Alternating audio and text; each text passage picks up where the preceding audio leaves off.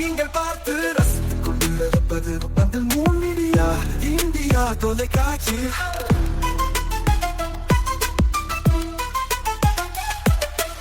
நீங்கள் பார்த்து ரசித்துக் கொண்டிருப்பது உங்கள் மீடியா இந்தியா தொலைக்காட்சி. நீங்கள் பார்த்து ரசித்துக் கொண்டிருப்பது உங்கள் மீடியா இந்தியா தொலைக்காட்சி. நீங்கள் பார்த்து ரசித்துக் கொண்டிருப்பது உங்கள் மீடியா இந்தியா தொலைக்காட்சி. நாளும் ஒரு திருக்குறள். அறத்துப்பால் அன்புடைமை. அன்பகத்தில்லா உயிர் வாழ்க்கை வன்பார்க்கன் வற்றல் மறந்தளித்தற்று. விளக்கம்: மனதில் அன்பு இல்லாதவருடைய வாழ்க்கை பாலைவனத்தில் பட்டமரம் தளிர்த்தது போன்றது.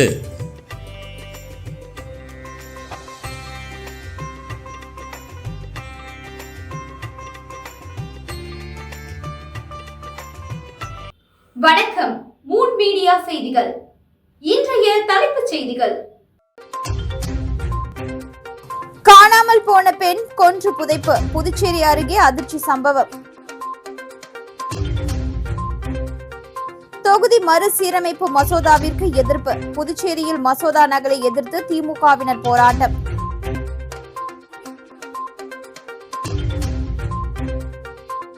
சிபிஎஸ்இ 10ஆம் வகுப்பு பொதுத் தேர்வு முடிவு, சாதனை படைத்த புதுச்சேரி அரசு பள்ளிகள். இனி விரிவான செய்திகள். புதுச்சேரியில் காணாமல் போனதாக புகார் அளிக்கப்பட்ட 53 வயது பெண் கொலை செய்யப்பட்டு தமிழக எல்லையில் புதைக்கப்பட்ட சம்பவம் பெரும் அதிர்ச்சியை ஏற்படுத்தியுள்ளது. விழுப்புரம் மாவட்டத்தை சேர்ந்த அமுதா புதுச்சேரி ஜிஎன் பாளையத்தில் மகனுடன் வசித்து வந்தார். கடந்த 11ஆம் தேதி வேலைக்கு சென்றவர் வீடு திரும்பாததால் அவரது மகன் அளித்த புகாரின் பேரில் வில்லியனூர் காவல் நிலையத்தில் வழக்கு பதிவு செய்து போலீசார் விசாரணை நடத்தி வந்தனர். விசாரணையில் அமுதாவுடன் தொடர்பில் இருந்த பரந்தாமன் என்பவர் மீது சந்தேகம் எழுந்தது.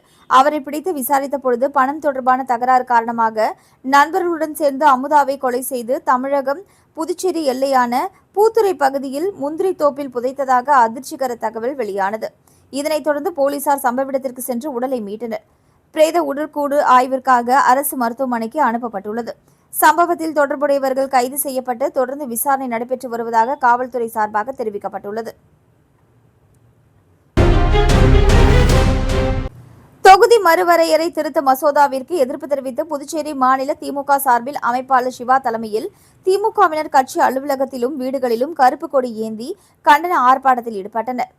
நாட்டின் லோக்சபா தொகுதிகளின் எண்ணிக்கையை அதிகப்படுத்தும் வகையில் மத்திய அரசு 131வது அரசியலமைப்பு திருத்த மசோதாவை நாடாளுமன்றத்தில் இன்று தாக்கல் செய்ய உள்ள நிலையில் திமுக சார்பில் கருப்பு கொடி ஏந்தி போராட்டம் நடத்த வேண்டும் என திமுக தலைவரும் தமிழ்நாடு முதலமைச்சருமான மு.க.ஸ்டாலின் தெரிவித்திருந்தார்.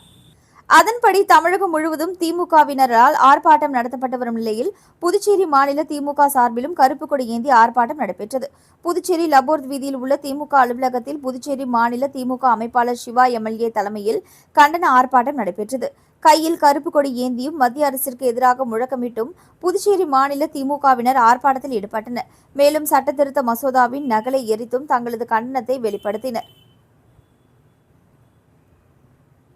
வஞ்சிக்காதே வஞ்சிக்காதே என் மாநிலங்களை வஞ்சிக்காதே மோடி அரசே மோசடி அரசே வஞ்சிக்காதே வஞ்சிக்காதே தமிழகத்தை வஞ்சிக்காதே மோடி அரசே மோசடி அரசே வஞ்சிக்காதே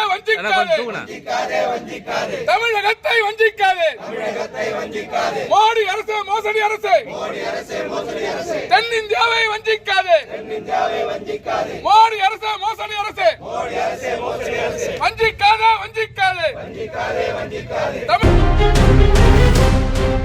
மத்திய இடைநிலை கல்வி வாரியம் நடத்திய சிபிஎஸ்இ 10ஆம் வகுப்பு பொதுத் தேர்வில் புதுச்சேரி அரசு பள்ளி மாணவர்கள் முன் எப்பொழுதும் இல்லாத வகையில் 99.79% வரலாற்று தேர்ச்சியை பெற்றுள்ளனர். புதுச்சேரி யூனியன் பிரதேசத்தில் அனைத்து அரசு பள்ளிகளும் கடந்த ஆண்டு முதல் சிபிஎஸ்இ பாடத்திட்டத்திற்கு மாற்றப்பட்டுள்ளன. இந்த நிலையில் இப்பாடத்திட்டத்தில் 2வது ஆண்டாக பொதுத் தேர்வு முடிவுகள் வெளியாகி தேர்ச்சி சதவீதம் உயர்ந்துள்ளது.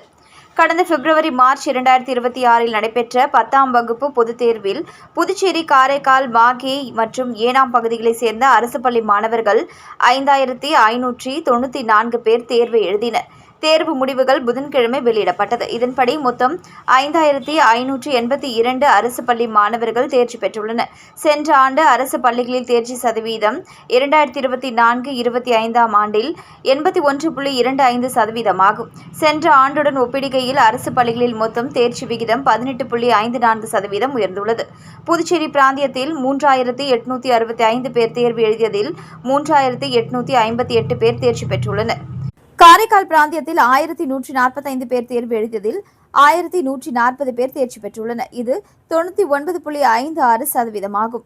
மாகேவில் 333 பேரும், ஏனாமில் 251 பேரும் தேர்வு எழுதி அனைவரும் தேர்ச்சி பெற்றனர். புதுச்சேரி யூனியன் பிரதேசத்தில் உள்ள மொத்தம் அரசு பள்ளிகளில் 122, இதில் 115 பள்ளிகளில் 100% தேர்ச்சி பதிவாகியுள்ளது. புதுச்சேரி பிராந்தியத்தில் 83 பள்ளிகளில் 79 பள்ளிகளும், காரைக்காலில் 25 பள்ளிகளில் 22 பள்ளிகளும் தேர்ச்சி பெற்றுள்ளன. மாகேவில் 6, ஏனாமில் 8 பள்ளிகளும் முழுமையாக 100% தேர்ச்சி அடைந்துள்ளன. வாழும் போதும் வாழ்க்கைக்கு பிறகும் பணம் உங்களுக்கு பெருகிக் கொண்டே இருக்கும். அனைவருக்கும் புதிய வாய்ப்பு. நீங்கள் உழைக்கும் குணம் கொண்டவரா? அப்படியானால் நீங்கள் நேர்மையுடன் முதலீடு இல்லாமல் சம்பாதிக்க அரிய வாய்ப்பை நாங்கள் தருகிறோம். மேலும் எரிவாயு godown, super market, solar plant அமைத்து பணம் சம்பாதிக்கலாம். முக்கியமாக முதலீடு இல்லாமல் வருமானம் வரும் வாய்ப்பு. வயது வேறுபாடின்றி, கல்வி தகுதியின்றி அனைவரும் இணைந்து பணம் சம்பாதிக்கலாம். வாருங்கள், LDBS பஜார் உங்களை அன்போடு வரவேற்கிறது. எங்களுடன் இணைந்து நேர்மையான முறையில் பணத்தை சம்பாதியுங்கள்.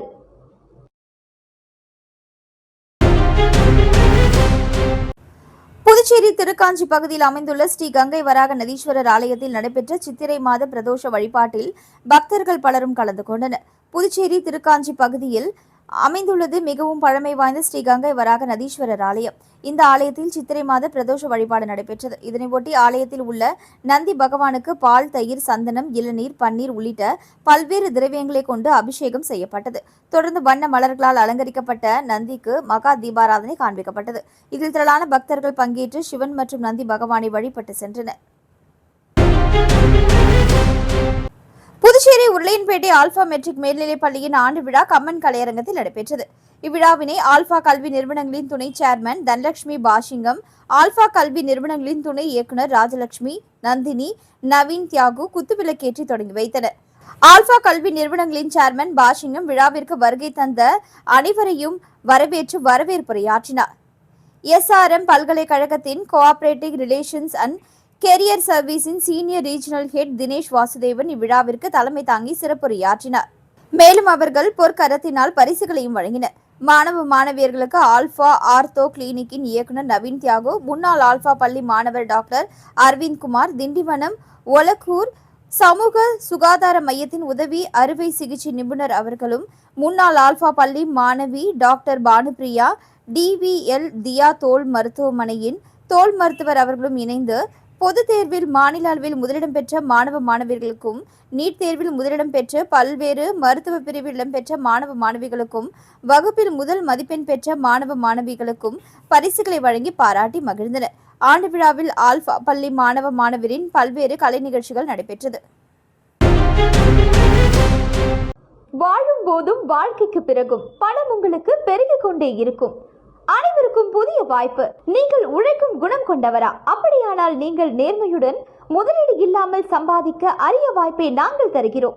மேலும் எரிவாயு godown, super market, solar plant அமைத்து பணம் சம்பாதிக்கலாம். முக்கியமாக முதலீடு இல்லாமல் வருமானம் வரும் வாய்ப்பு. வயது வேறுபாடின்றி, கல்வி தகுதியின்றி அனைவரும் இணைந்து பணம் சம்பாதிக்கலாம். வாருங்கள், LDBS பஜார் உங்களை அன்போடு வரவேற்கிறது. எங்களுடன் இணைந்து நேர்மையான முறையில் பணத்தை சம்பாதியுங்கள்.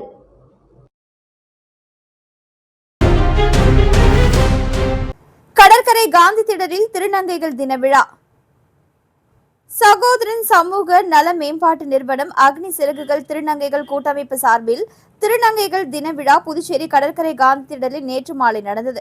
மாவட்ட சட்டப்பணிகள் ஆணைக்குழு செயலாளர் ரமேஷ், சீனியர் SP நித்யா ராதாகிருஷ்ணன், சமூக நலத்துறை இயக்குநர் ராகினி, வரதட்சணை தடை ஆலோசனை குழு தலைவர் வித்யா ராம்குமார், ஸ்ரீ பாலாஜி வித்யா பீடம் நிர்வாக இயக்குனர் ஆஷா சுரேஷ் பாபு, அரசு செவிலியர் கல்லூரி முதல்வர் பிரமிளா தமிழ்வாணன், நடனம் மற்றும் தத்துவத்தில் PhD முடித்த மேரி ஸ்டெல்லா, திருநங்கையரிடையே ஊழியம் செய்யும் ஸ்டெல்லா ரிச்சர்ட், தமிழ்நாடு முற்போக்கு எழுத்தாளர்கள் கலைஞர்கள் சங்க மாநில துறை செயலாளர் திருநங்கை தலைவி ஷீதல் உள்ளிட்டோர் பலர் கலந்து கொண்டனர்.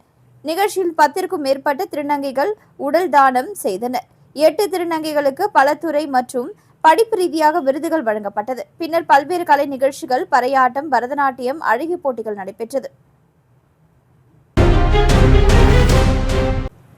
புதுச்சேரி மாநில பாஜக பொறுப்பாளர் நிர்மல்குமார் சுரானா உடல்நலம் பெற வேண்டி பாஜக சார்பில் திருநள்ளாறு சனீஸ்வரன் கோவிலில் சிறப்பு வழிபாடு. நடைபெற்றுக் கொண்டிருக்கும் 5 மாநில தேர்தலில் கடுமையாக உழைத்து குறிப்பாக புதுச்சேரி மாநில பாஜக பொறுப்பாளராக இருந்து வரும் நிர்மல்குமார் சுரானா கடுமையான தேர்தல் பணி காரணமாக உடல்நலம் பாதிக்கப்பட்டு மருத்துவமனையில் அனுமதிக்கப்பட்டுள்ளார். இவர் நல்ல உடல்நலம் பெற்று மீண்டும் அரசியல் பணியாற்ற புதுச்சேரி மாநில பாஜக மாநில செயலாளர் துரை சேனாதிபதி ஏற்பாட்டில் காரைக்காலில் புகழ்பெற்ற திருநள்ளாறு சனீஸ்வர பகவான் ஆலயத்தில் சிறப்பு அபிஷேக ஆராதனைகள் மற்றும் சிறப்பு வழிபாடு நடத்தப்பட்டது. இதில் காரைக்கால் தெற்கு தொகுதி பாஜக வேட்பாளரும் மாநில செய்தி தொடர்பாளருமான அருள்முருகன் உள்ளிட்ட ஏராளமான பாஜக நிர்வாகிகள் மற்றும் தொண்டர்கள் திரளாக கலந்து கொண்டனர். மீண்டும் இன்றைய முக்கிய செய்திகள். காணாமல் போன பெண் கொன்று புதைப்பு, புதுச்சேரி அருகே அதிர்ச்சி சம்பவம். தொகுதி மறுசீரமைப்பு மசோதாவிற்கு எதிர்ப்பு, புதுச்சேரியில் மசோதா நகலை எதிர்த்து திமுகவினர் போராட்டம்.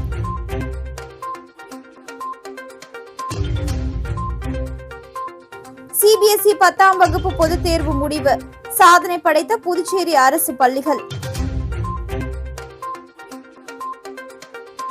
இத்துடன் செய்திகள் நிறைவடைந்தன. வணக்கம். செய்திகளை உடனுக்குடன் தெரிந்து கொள்ள மூன் மீடியா வாட்ஸ்அப் சேனலுடன் இணைந்திருங்கள். நன்றி, வணக்கம்.